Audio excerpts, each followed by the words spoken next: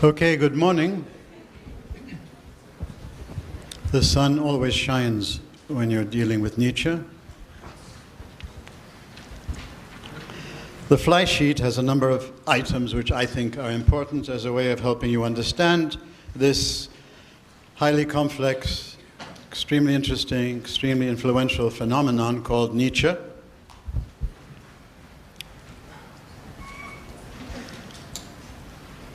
There's no simple animal called Nieztche. There's no simple philosopher called Nieztche. There is a gold mine of challenge, inspiration, motivation, and provocation in this one gentleman. So, I entitled the lecture as the tragic, or trying to follow the tragic trajectory of the prophet of a dying civilization. All the numbers in brackets refer to the aphorisms in the book Beyond Good and Evil. So I hope you all get the book, because the book has so much more interesting things in it than just the selections on the web. So 224, you will find, wherever I have a number like that, it means you can look at that item and try to see in it something of what I'm trying to communicate to you today.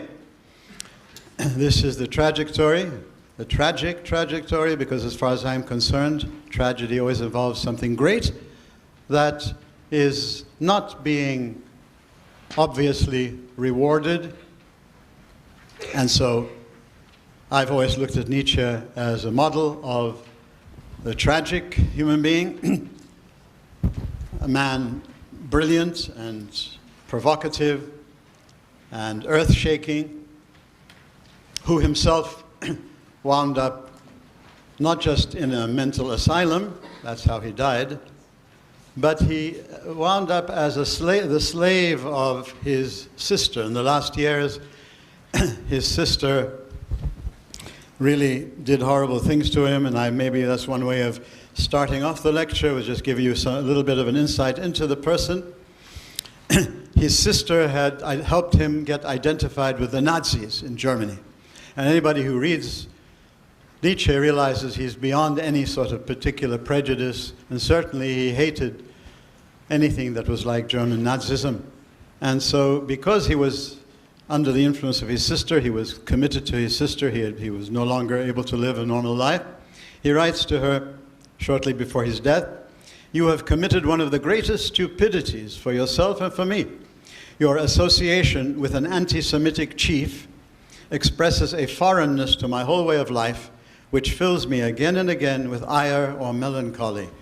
It's a matter of honor with me to be absolutely clear and unequivocal in relation to anti-Semitism, namely opposed to it as I am in my writings. My disgust with this party, which would like the benefit of my name only too well, is as pronounced as possible, and that I am unable to do anything against it, that the name of Zarathustra is used in every anti-Semitic correspondence sheet, has almost made me sick several times." So just an introduction to one of the abusive uses of Nieztche was of course Nazism and Hitler's Germany, who tried to have Nieztche back up their racist views. And if you understand Nieztche, he is talking well beyond any of these narrow visions, optics of looking at other human beings or humanity as such. So basically, he has been thought of as a god, so he's been, idolized. People have wanted to, be parrots of Nieztche, so they become Nietzscheans. So they think to be Nietzschean means to do the same thing and say the same things and attack the same people in the same way that Nieztche did over around 130, 140 years ago. Okay, well then he's your god. Is he a demon? Is he an angel of light? Is he a genius? Is he a madman? Is he a prophet? Or is he, as the title of one of his books, human? All too human, speaking to other humans. A tortured soul, definitely, you will see in his life. A God seeker and a God killer. And some of the quotations I'll give you will show you in his own words how he was always both at the same time a God seeker as well as a God killer. So taking his slogan, God is dead, and thinking that, now you know Nietzsche. Nietzsche was no garden variety anything, and he certainly was not a garden variety atheist. This was a serious human being trying to delve into the depths of our humanity as well as he knew how to do it in his context, at his time, with all the isms of his day, all the ideologies and all the fashionable things and the politically correct views, and trying to, as a human being, discover more and more the truth about what he is as a human. The 4 books there are books that have influenced me as I've been reading Nietzsche since 1960, in fact, when I first encountered Nietzsche. And 2 summers later, I used Nietzsche to try to impress a beautiful French girl at a camp I was in with Vladimir Tamari, the wonderful Palestinian artist, if you've ever heard of him. We went to Scotland to make some money picking berries, and there was a beautiful French girl there, and so I would take walks with her, and to impress her, I would speak to her about Nietzsche. And then at one point, I discovered, this is not going to help you, Peter. So I then quickly, did a non-Nietzschean turn, and started to tell her in my best French, because she was French, I said, je suis pas d'accord avec lui. I don't agree with him, I'm just presenting him. Well, today, in fact, that's what I'm going to try to do. I'm going to really just trying to present him as well as I can, somebody I've lived with since 1960 in various different ways. And so I do not hope at all to get into all the aspects of Nietzsche. For many years in CS, we didn't dare do Nietzsche because we found him so difficult. But I think it's worthwhile doing him in this way, with the warning. Whatever we do in this 1 week or 2 weeks that we have with Nietzsche at most, we're not really going to do justice to the man. We're going to introduce him. It's up to you to go on. A book that I found very useful because it has lots of autobiographical statements in it, statements written by himself, a book called The Existential Revolt and the passage on Nietzsche. Irrational Man by William Barrett. Walter Kaufmann, who's written many works and translations. Beyond Good and Evil by Nietzsche, the Penguin book that you have, and pointing you to, if you're interested in someone who's using Nietzsche's thinking in academic philosophy and at an international level, then our own Peter Bornedal, The Surface and the Abyss. You might try reading some of that, but just to see how many different ways there are of approaching this man. My approach is going to be primarily in terms of his own statement that philosophy is autobiography, perspectivism. If you take a look at the sheet under the Nietzschean hammer, the second part there, the first arrow there is perspectivism, and this is his view that all philosophy is simply the autobiography of the philosopher. So everything I tell you or any of your other teachers tell you are really, if we're serious, we're telling you something about ourselves. Our own lives, the way we have approached things and why we have reached this view. If ever any of us try to tell you something that this is absolute truth, science, or something you must believe in, or you're going to be, in somebody's hell somewhere, then, you can put us in whatever hell you wish to put us into. Okay, so this is something I firmly believe is a deep insight. He's not the first one to present this. He is following Goethe, in Goethe's Faust, and in Goethe's letters to Eckermann, which Nietzsche then refers to, and this is sort of Goethe's autobiography, if you like, or his comments on himself to his secretary. He calls this the best German book. And the whole notion of philosophy as presenting your life and not just abstract thought, just preaching, but rather, practicing what you're preaching, embodying what you're preaching. This was what Socrates stood for and still stands for many people. He never wrote anything, but he obviously must have been practicing what he preached because he influenced all of Greek philosophy after him, even though they were fighting each other. Everybody claimed Socrates. And so philosophy finally is the search for wisdom. Therefore, each and every one of us has within ourselves the capacity to be a seeker of wisdom. So we are all philosophers in this original sense of the term. When we start to really seek truth beyond just power and success and wealth and, and being looked up to and all of that. When we start to really want something a little bit deeper, we are activating the philosopher in all of us. And therefore, because we're humans, it can never be separated from our own human life. This is the glory of it and the limitation of it. This is why we never have to be under the sort of the influence of any one philosopher as if they have reached the full truth. So, Goethe, Hegel, Augustine, Goethe, Nietzsche, these are just some people whose greatest things they've written are not just in their formal philosophy, but in their confessions, their autobiography, their honest reflection on themselves, and seeing how their thought has come out of their actual life. That's what's exciting. That's what has been exciting to me in my interest in philosophy ever since I came across this kind of philosophizing. After I'd been through all the academic philosophy that they teach you to get a proper BA and more, and even an MA, I then discovered what is called existential philosophy through people. I discovered it first of all through Sartre, but then discovered he was very superficial when you compare him with Nietzsche or Kierkegaard, who came before him, or even an Augustine or a Goethe, and all of this. So this is what I'm going to try to do today. Just to tell you, all I'm going to try to do today is try to put across to you who this human being was, what he was doing, what are some of the specific things he was saying, as mainly a critique of human society and thought. This is my Nieztche, somebody who is criticizing the actual situation of his day in the academe, primarily, in the university, all the isms and the ideologies and the latest fashions and all of this. He was criticizing all of those, but he was also criticizing how thought had entered into and how it was being lived in a very shabby way for him, a very servile way in the society of his day. So, these are 4 books, and these things are on your sheets. I put some of the slides on the sheets with you so you can take a look at them. All of this is on the web. All of our lectures are always on the web. You can look at them again. But these are the 4 references that I would suggest you take a look at if you wish, to see if you want to understand what I'm doing. Here's a brief biography. I'm not going to even do it here because it's a slide on your sheets. But basically what I want to mention here is primarily he was a brilliant man. He was awarded his doctorate without even an examination. He got some of the highest posts in his field. However, he broke down mentally, followed by his physical collapse. And this is the tragic end of what I consider at least to be a great man. Otherwise, I wouldn't even dare to use the word tragic, because tragic can only be used about something great.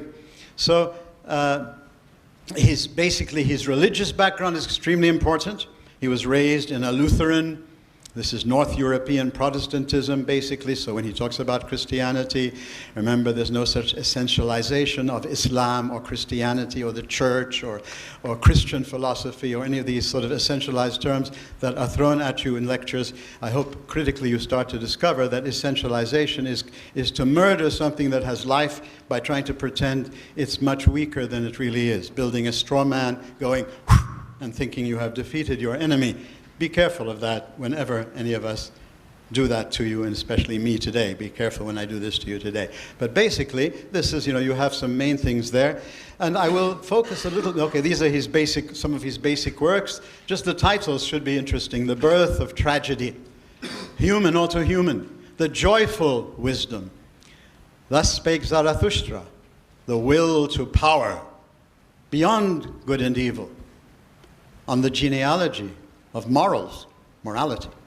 The Antichrist, Ecce Homo, behold the man. This is the true human. This is humanity, Ecce Homo. And Twilight of the Idols, all the precious beliefs and ideologies and systems of his day are ambinuso, as we say in Russian. There's a twilight there. He is going to hammer away at them and destroy them. So he calls the book you're reading, Beyond Good and Evil, a prelude to a philosophy of the future, because he believes he is demolishing all the philosophies of the past. Twilight of the Idols, how one philosophizes with a hammer, breaking down all the idols that people thought were truth in his day. And so he's summoning you and me to break down all the current idols of our university right here and, of course, in the broader world beyond us. That's critical thinking, not just jumping onto the bandwagon of something that started 150 years ago and thinking you're very modern. Ecce homo, one of his last books, behold the man. All right, in the Christian literature, this means this is humanity. Christ is humanity. We are not living up to what humanity ought to be like. Well, Nietzsche, towards the end of his life, wanted us to look at him, focus on him, and behold the man, Nietzsche. And so towards the end of his life, this is what was happening to him. As he was breaking down mentally, he started to see himself as the true model for humanity. These are just some of the people who have been influenced by it, but there are many, many more. The best one would have been a picture of me, but I'm so modest I didn't want to put it there. But, so anyway, behold the man. Let me try to help you understand what he was saying. Is this a paranoid, haram guy at the end of his life who should be in some institution? Ecce homo, come on, Amo Nietzsche, you are humanity. Come on, come on, come on. Well, let's try to see what is the guy trying to say, so we can benefit by what he's saying. In this book, he has 4 sections in it, which are very interesting. Why I am so wise. Why I am so prudent. Why I am writing such excellent books. Why I am a fate. Now, to understand what he's really saying through this, we need to go to some of his other comments about his own position, his own approach to seeking wisdom. War. He saw the need to be a fighter, to demolish. The society had become soporific. Supermarket. Students were the clients. Teachers were the salesmen. Maheg, in those days. I'm telling you things that are said about you and me today. All right? University has become a seller of employability. We have to make you employable, and you judge us about whether you've got a good job or not afterwards. And you're the clients, you paid money, so you deserve a 90, whatever you do, Mahek. And we're the salesmen, and we better make sure you're happy, or else we'll get out of a job. Okay, what was his? He felt in his day things were so corrupt and so mean that he had to fight. What is his strategy? It's very important. To attack only matters that are victorious. Not to, as you and I are always being invited to do, attack things that have been attacked for at least 500 years, if not 1,000 years, and to make us feel we're really so great and so bright, reinvent the wheel, and to attack only matters that are victorious in your day today, not in his day, if you want to be Nietzschean. Only where he stands alone without any allies. Never to attack persons, but to use them only as a huge magnifying glass to make visible some creeping but as yet intangible crisis. A warning signal. He's telling us, be careful of this soporific atmosphere of mediocrity and everybody just wants to get along. They were saying things like that in Arabic in his day. If you don't know Arabic, you better learn them. But the whole atmosphere of mediocrity, the bourgeois mentality, Northern Europe, rich, especially there, it can be, you can really fool yourself into kind of living that kind of a life. So, self-evaluation. He says, I have contradicted as no one has dared contradict. Nevertheless, and these nevertheless is always the important thing. The opposite of a spirit of negation. I don't want to try to make myself famous by showing how I can criticize this and criticize that and criticize that. Or yalla, you can, clap for me and I can be your latest god or guru or whatever. No. It's the opposite of a spirit of negation. Everything he does, in other words, is want to bring life back out. The bearer of glad tidings, a yea-sayer, with whom the hope of the human race has been restored. So this is how he understood himself, and this is how some of us who have loved Nietzsche for many years have seen in him someone who is really challenging us to not fall into the soporific mentality of the modern world, and certainly the modern university world and the modern European and first world and American world. So let me take a look at the sheet with you a little bit now and sort of connect this a bit. Okay, I've spoken about the first items there: a radical critique, many-faceted phenomenon, philosophy as autobiography, ecce homo, the human, and he had 2 models really in his life: Dionysus, the Greek god Dionysus, the god of vitality and life, all right, and Christ. These were his 2 models. He could never get away from these 2 people. And therefore, in Ecce Homo, he called, at the end of his life, he called himself the crucified one. Now, to see his interaction with Christianity, because this is how superficially people read Nietzsche, that, he demolished Christianity, okay? Well, fine, if you want to demolish something, you can always find somebody to help you to do it superficially, but you may be losing something. You may be losing the baby with the bathwater, as we say. He never was able to let go of his deep belief in Christ and his belief in Christianity. And I'll show you some of his autobiographical statements about that. But it was a kind of a love-hate relationship. Have any of you ever had a love-hate relationship with anything? A cat, a dog, a donkey? I love donkeys, but another human, something. Okay, a love-hate relationship, something you're really attracted to, something really important in your life, but there are certain things there that, for whatever reason, you cannot stand it. Sometimes it's jealousy. And some people have read this into Nietzsche. If there is a Christ, I should have been a Christ. If there is a God, I should have been a God. He actually says things that would lead you to believe that. But to take just that from him is to take one item, la ilaha, mish illallah, take something out of, Nietzsche. And that's the easy thing to do with Nietzsche, is to take whatever you wish to find in it. And there's lots for anybody who wants to find something. He's written about so many of the things that one could criticize. But everything in his spirit is very much the spirit of Christ. Christ says, behold, I make all things new. All right? The new humanity, the new man. Nietzsche's Superman, Nietzsche's Uberman is nothing but his now reflection on and desire for a new humanity. The Uberman. Christ says, I've come that they may have life and life in abundance. It used to be the motto on the AUB logo before they took it off, but it's still, I think, on the entrance to AUB. When this institution was set up, the people who set it up, they took that as their slogan for the university. The university is here so that students and everybody in it may have life and life in abundance. This is straight out of Christ, okay? In his view of morality, he has slave morality and he has master morality, okay? Master morality is all, if you look at all the things he says about master morality, being a yay-sayer, not a nay-sayer, critic, enhancing life enhancement is the main value for him. When you're looking at something, if it's good, for you to call it good, it should be life-enhancing, giving you joy, giving you life. If it's just negative and just a law and something that restrains you and something that takes life out of you, you're killing life.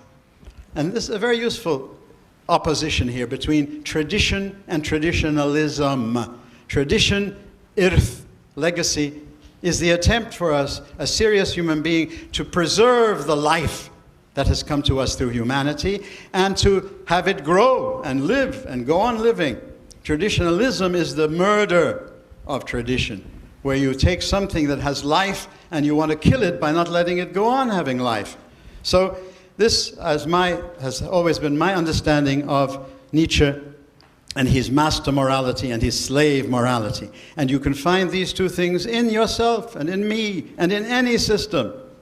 Right? In his day, in Northern Europe, he was looking at the sort of bourgeois Christianity of the people there, where Christianity was just kind of like, it's a social thing. Al-Hawiyya, you're a Christian and this is the state religion. But they were hypocritical. They weren't living anything of the life of it. At one point, Nietzsche looks at him, he says, if you have a redeemer, I want to see this redeemer in your faces. I see dead people around me. Right? So this is the person, the human, the autobiography, his philosophy, to understand him as the person who's speaking behind all the things he says. So his master morality is whatever it is that enhances life, that gives joy. Wisdom is joyful wisdom, not just wisdom. And slave and herd morality is where you just copy somebody. When you copy Nietzsche or you copy anybody, you're a herd, you're a slave. I don't think you're going to become a master by imitating Nietzsche. He'd come out of his grave and come and tear you down and point you to other things in your society today, and certainly at a university, that have become cant and just slogans and just, critical thinking. And there's critical thinking first and foremost involves empathy. It first of all, going out of your stupid self and going into somebody else's world in a deep way, so that when you speak about it, that person recognizes what you're saying. It's not the superficial sort of taking the obvious negative things in any system or any human group and sort of fighting on it and pretending and preaching as if this is it, you see. Empathy. Without it, you get no critical thinking. So this is now the man, the human, the humanity he wants. Has these basic elements. And obviously, to compare him with Christ, since he was comparing himself with Christ all his life, Christ, if you read the New Testament, the New Covenant, the Christian scriptures, the whole of them is his confrontation with the religious establishment and their interpretation of the values of the day.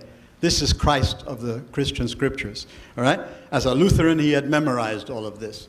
It was in his subconscious as well as in his conscious, all right? And so there's no taking that out of our understanding of Nietzsche and his attack on Christianity. The people were not embodying the values. And Nietzsche, first and foremost, was talking about embodying whatever value you're preaching. This was one of the first things I noticed about Nietzsche. Some of the people who were teaching me Nietzsche were anything but Nietzschean in their life because, you know, as a philosophy student, we were close to all the teachers, and I was here for 6 years at this university.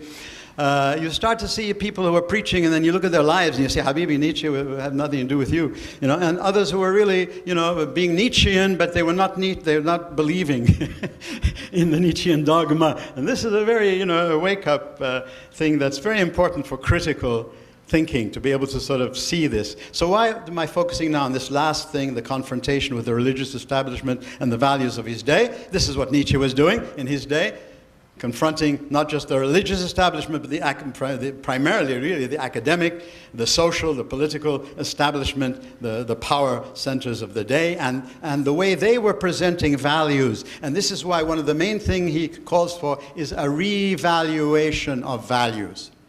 Der Mensch ist etwas, das überwinden werden muss, right?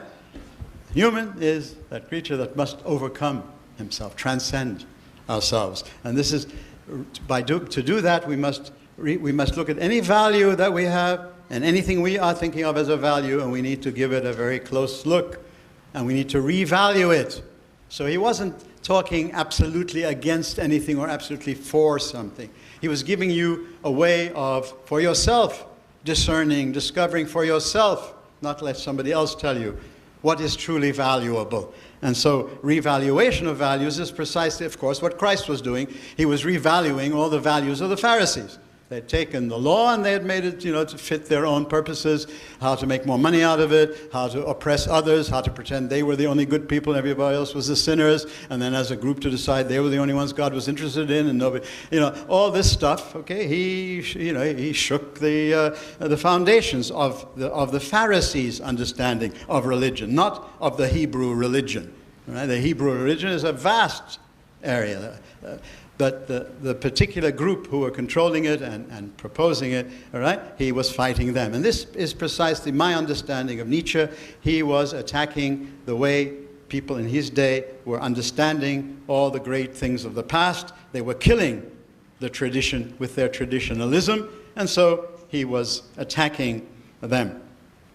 So, in the Nietzschean hammer, and these are some points just to give you a taste of various things in Nietzsche that are very useful, and I always give you the source. You can find them in for you see this sort of thing being spoken about in his own words.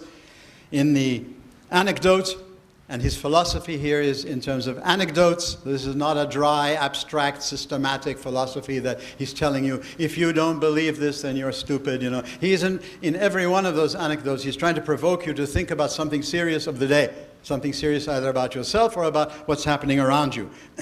So, perspectivism, each and every one of us can only speak from our own perspective. We have no other perspective. The more we recognize it, the more we then become able to do something serious.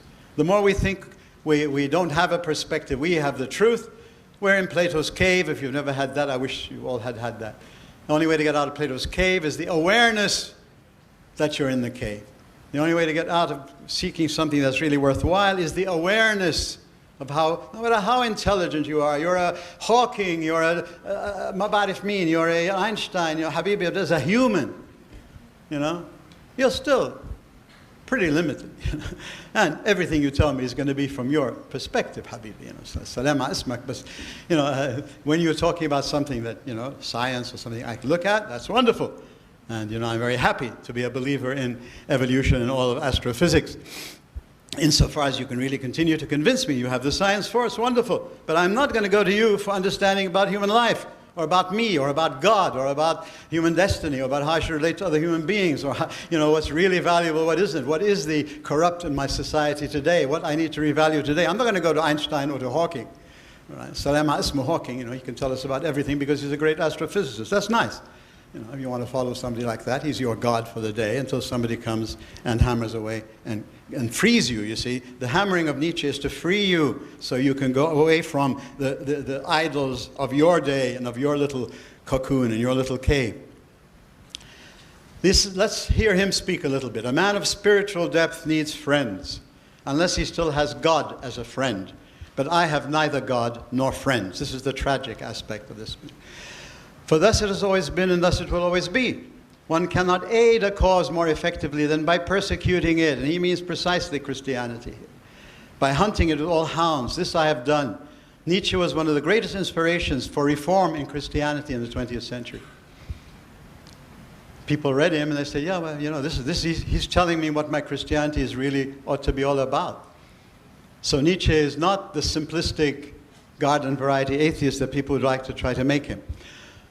All alone with myself, I am in danger of losing myself in a forest. I need help, I need disciples. I also need a teacher, a master. I should find it sweet to obey. If only I could find someone capable of clarifying for me the value of our moral ideas. But I find no one, no disciples, to say nothing of teachers. He seemed to have been in a desert, These are two items that influenced me quite early on, and I really liked him, as a young man. Sunday morning incident in Nice, France. A girl, and I'm assuming she's a pretty girl. Nieztche liked girls. Sunday morning, he's walking with a friend who likes him because of his atheistic beliefs. Understands nothing of Nieztche. But he likes Nieztche because he likes to walk next to Nieztche because Nieztche, is giving him some more source for his atheism. And this girl walks by and says, "Good morning, Mr. Nieztche. You're going to church, of course. Sunday morning, Lutherans, church." And he says, "Yes, of course." Now his friend is scandalized. "Sure, of course." So he answers him in this way. These are his words. "Not every truth, ya Habibi, is for everyone." He says, "Ya Habibi." "Not every truth is for everyone. If I had troubled the heart of this young girl, I should have felt disconsolate." He wasn't a militant atheist who wants to get everybody to believe the way he believes, He was a serious person seeking truth. Seeking, what's real and what isn't real. Another item, Florence astronomer. He visits him and has a talk with him. What does he write about it later on? "I wish this man had not read my books. He's too good. My influence on him could be very disastrous." I went to my aunt here in Ras Beirut when I first heard about evolution, got excited about it. I was a pre-med student. And started to tell her about evolution. I was all of 18 years old. I knew all the truth. Right? And then as I spoke to her about evolution, I noticed she was getting upset, troubled. I said, "What's the matter?" She said, "You're making me lose my faith." "Lose your faith? Habibti, is your faith tied to this?" After that, I never spoke to her on this topic, okay? So I learned what Nieztche, you've got to be a bit mature in your, whatever it is you wish to put across to humans. I don't believe the theory of evolution has anything to do with anybody's faith. It's certainly not the church or Christian philosophy, these essentialisms. Okay, Teilhard de Chardin, Jesuit in the early 20th century, evolution, all right? Augustine, I'm now teaching Augustine, he tells him, do not take scripture literally. Read Genesis for what Genesis is telling you about. Genesis is not a book in astrophysics or a book in that, so you neither can prove nor disprove creationism. Or, see, creationism comes out of this fundamentalistic, literalistic reading of Genesis, which for many people is a totally non-issue. But people can make big issues of it, and impress everybody with, in the year 2016. Okay. This is himself talking about God and what God meant for him, and coming away from God was not just an act of comfortable atheism. It was a tearing apart of the man, and he was torn apart all of his life when he left God, when he turned his back on God. This is what he says about some of the things that you normally think him attacking. He was reading a book by Pascal, and in 1885, towards the end of his life, he's underlining, meaning this applies to me, Habibi. Without the Christian faith, you will be to yourself a monster and a chaos. He also says, at other points, that if there were, this was not 1885, if there were gods, how could I bear it not to be a god? Therefore, there are no gods. You want a syllogism? If there were gods, how could I bear it not to be a god? Therefore, there are no gods. Okay. I believe in the ancient Germanic saying, all the gods must die. And then this is one of the famous passages where our own Khalil Gibran, he was good at taking things from William Blake and from Nieztche and from others and having everybody think he's wonderful. He was great in in terms of the language, but I don't think he ever had an original thought in his mind. God is dead, Maheg. God remains dead, and we have killed him. See, notice the tragic aspect of his atheism. It's not just the cool, calm, rationalistic, garden variety atheism. God remains dead, and we have killed him, yet his shadow still looms. How shall we comfort ourselves? The murderers of all murderers, what was holiest and mightiest of all that the world has yet owned, has bled to death under our knives. Who will wipe this blood off us? What water is there for us to clean ourselves? What festivals of atonement? What sacred games shall we have to invent? Is not the greatest of this deed too great for us? And now comes the tragic thing. Must we ourselves not become gods simply to appear worthy of it? So for Nieztche, you want to be a Nietzschean atheist, you have to take on the responsibility that used to be given to God. If you don't, then Nieztche has nothing to do with you. If you're just an atheist, meaning that you don't have to follow some religion or something, then you haven't understood what he's done.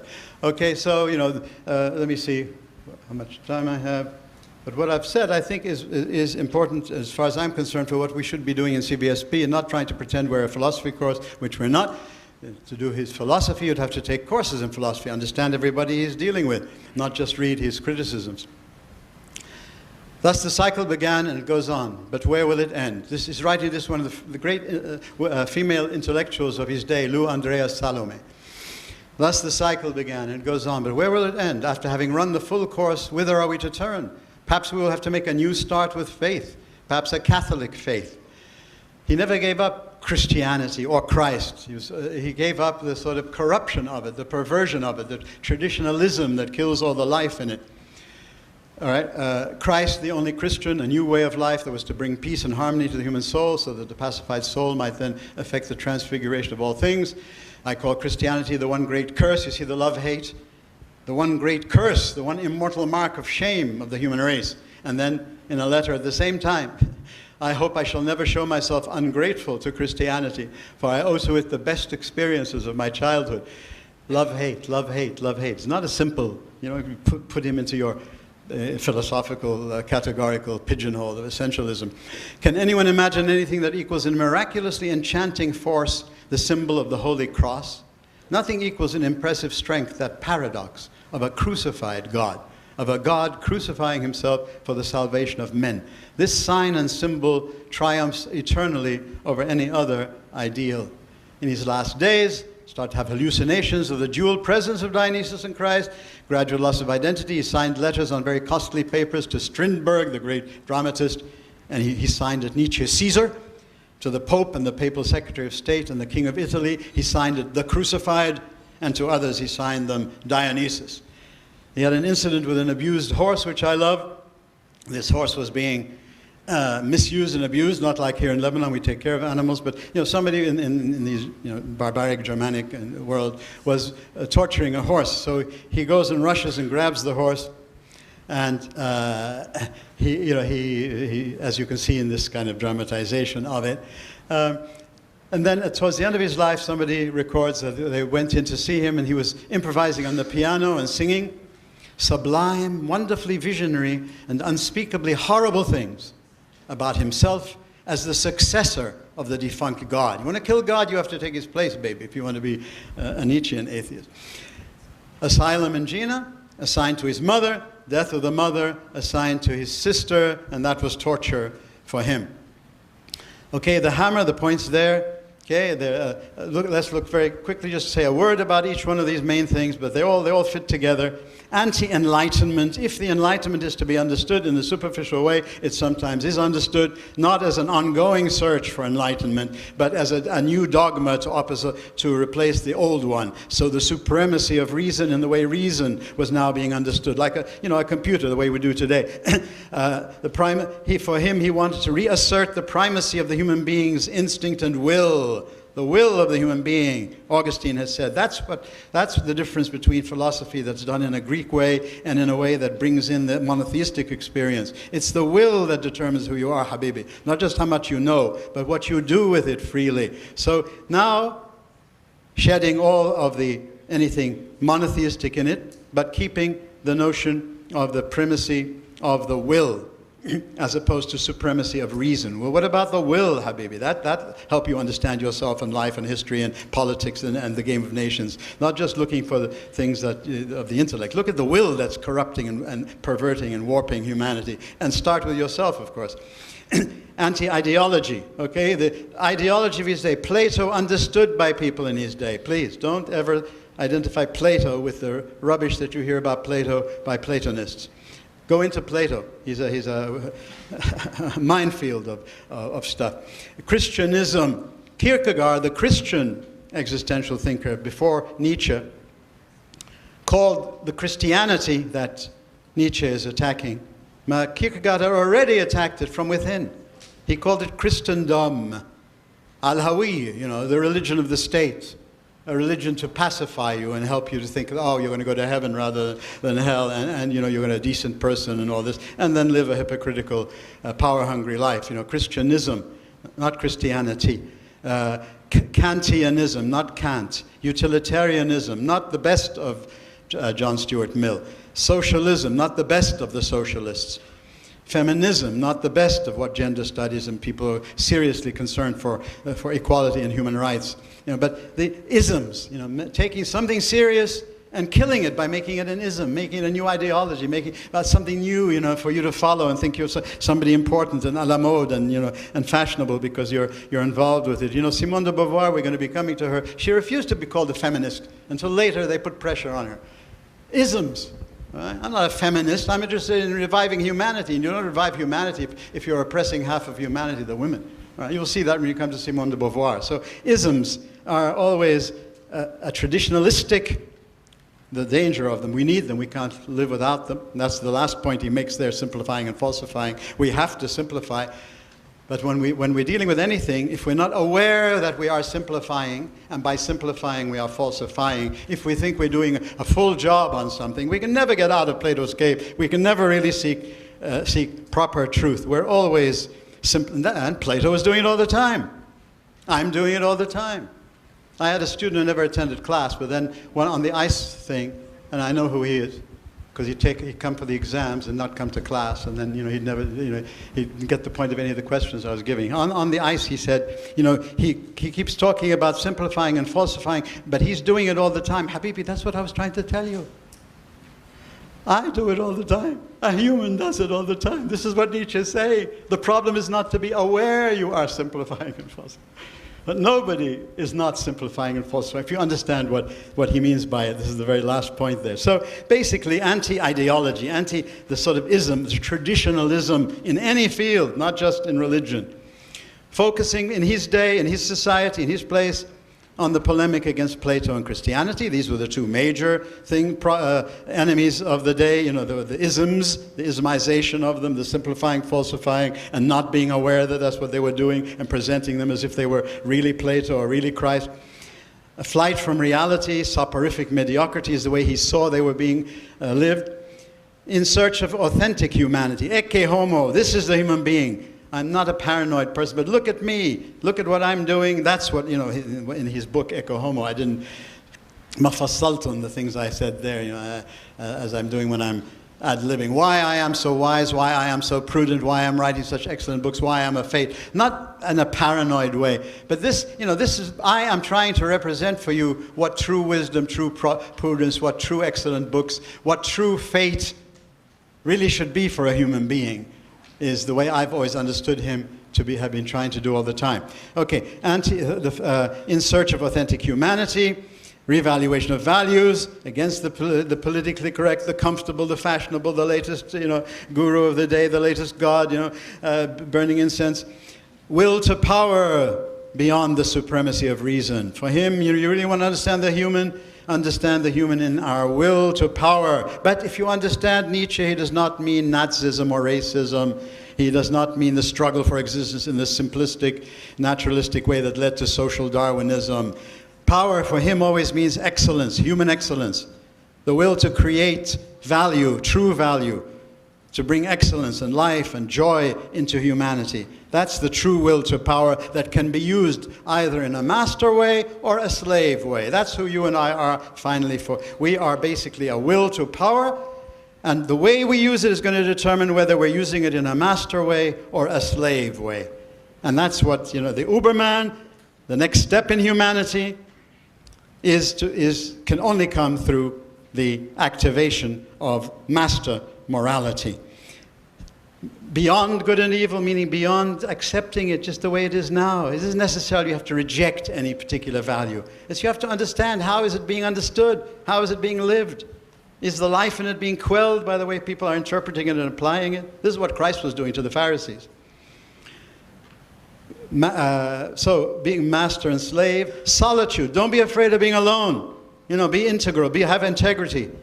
Integrity may cost you support and fame and all of this. But if you don't do that, you're a slave, right? So don't be afraid of solitude. Nobody wants it, as he says, I'm all alone and all that. But don't be afraid of it. Be afraid rather of being a slave, of being part of the herd. We're all following the politically correct things at this university now. Survival of the unfittest. He says, he believed in evolution, but he did not believe in the survival of the fittest from this quality meaning. He says, when I look around me, I see the unfittest are surviving. The mediocre, the ones who are living for power, and they cheat, and they're corrupt, and they kill life in anything, okay? They're the ones who are surviving. So it's not automatic. The master, the Uberman, is a project, and it's going to require you to be serious if you're going to be a Nietzschean atheist. You have to do it all. An eternal recurrence, meaning not just that history will repeat itself, it means every single action you take, don't do it lightly. Do it as if it's going to repeat itself forever and ever and ever. That's what he means, finally, humanly speaking, by his eternal recurrence. Not back to the cyclical view of history. History repeats itself, Thucydides and Lucretius and all of that. That's a different matter completely. He's talking humanly speaking. What you do, do it seriously. The way you take your exam, the way you study, the way you help society, the way you act in your family, you're never going to, you don't expect perfection of yourself, or you'll probably wind up mad like Nietzsche did, although some people think it's because he developed a venereal disease. But, in other words, be realistic, obviously. But he's saying, you've got to be serious about life. That's what eternal recurrence is. When you take a decision, look at the consequences and decide, that it will repeat itself forever. Leveling, we want everybody to be, this is anti-egalitarianism in its silliest form. Equality, meaning everyone being given full dignity, the rights, full that's something else. He wasn't talking about that. He was talking about the leveling effect, that as soon as you see somebody better than yourself, ressentiment, envy, jealousy, tear him down. Hani Hassan, he's a nothing, and look at what he did there, look what he did here, look what he did here. Okay, this is the leveling element. I want everybody to be no more than my level and preferably lower. This is the abuse of the proper ideals of democracy, in other words. Democracy can become like that, as it did in the days of Socrates and Plato, when they killed Socrates. So democracy is a slogan unless you really understand it seriously, and simplify and falsify, and I'll end with that. This is the self-awareness. Know thyself, Apollo had said. We, as a human being, are radically limited given the universe we're exploring, the outer universe, the inner universe, the interpersonal universe. For God's sake, we're never going to have a theory of everything in that sense. All right? We are always going to be seeking more, especially in science.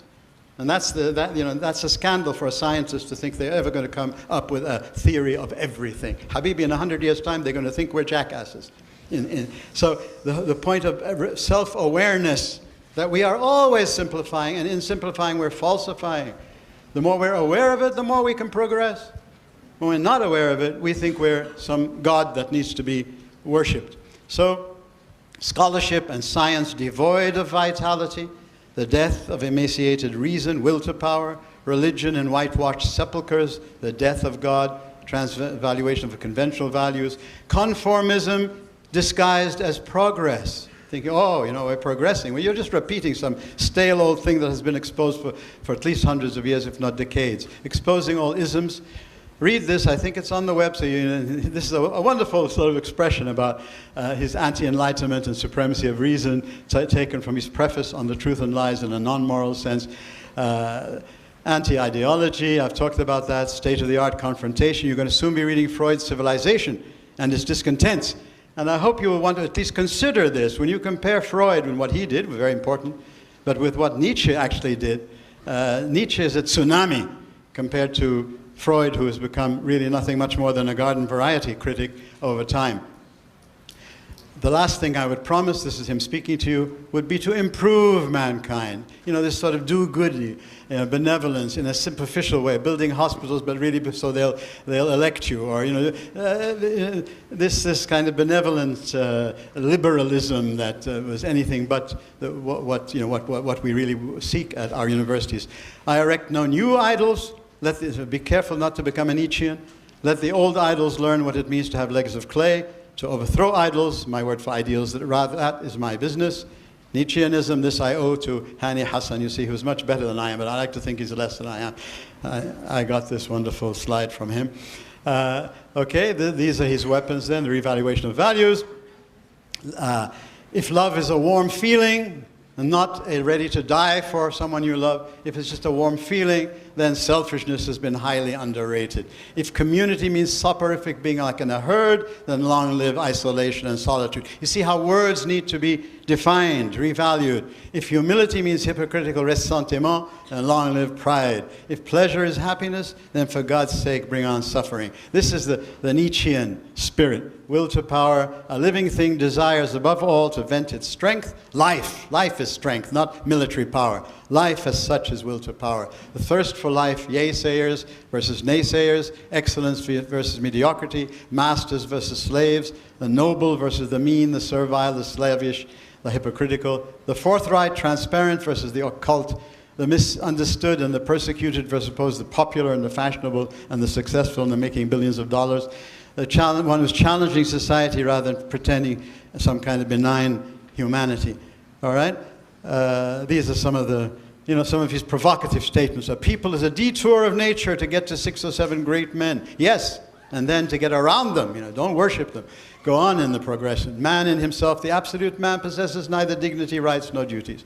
The majority of men have no right to existence. This is what his thinking leads him to these. Okay, so that's all on the web if anybody's interested in looking at them more carefully. Your teachers can now do whatever they wish to do with Nietzsche. There's plenty of time because Nietzsche can be dealt with in so many different ways. Thank you for your attention.